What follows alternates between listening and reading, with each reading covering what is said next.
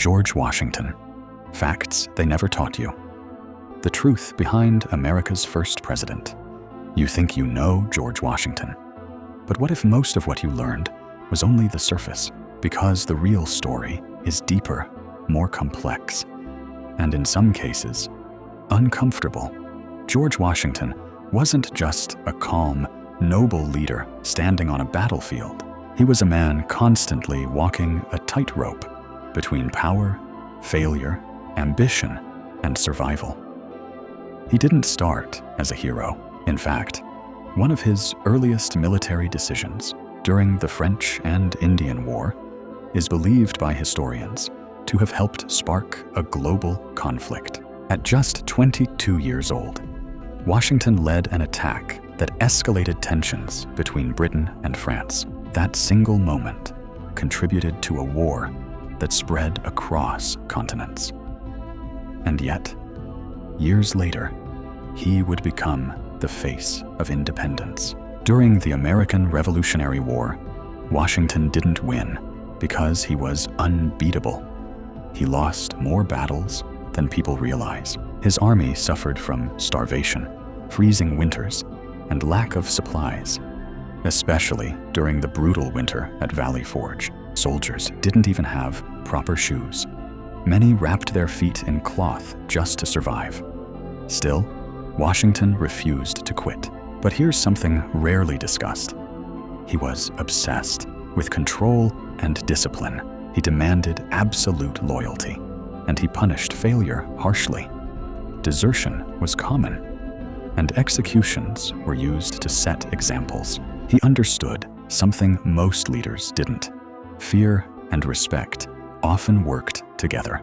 Now here's where things get even more complicated. Washington, the symbol of freedom, was also a slave owner.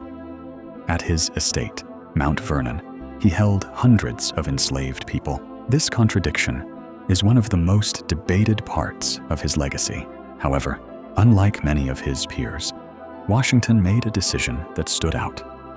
He arranged in his will for his enslaved workers to be freed after his death. Historians confirm this through his final testament, making him one of the few founding leaders to take that step. Still, the question remains, why only after death? As president, Washington set precedents that still shape leadership today. When he stepped down after 2 terms, he did something almost unheard of at the time.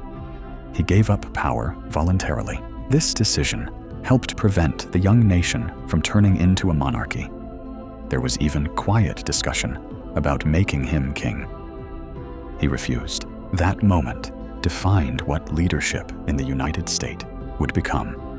But Washington also warned the nation before he left office. In his farewell address, he cautioned against political parties, foreign influence, and division among citizens. Ironically, those exact issues continue to dominate modern politics.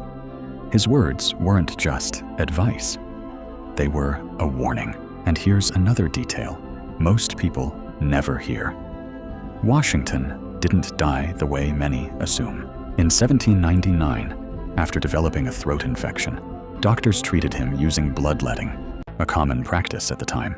They removed a significant amount of his blood in an attempt to balance his body. Many medical historians believe this treatment actually contributed to his death. So the man who survived war, rebellion, and political chaos may have been taken down by the medicine meant to save him. That's the real story people rarely talk about.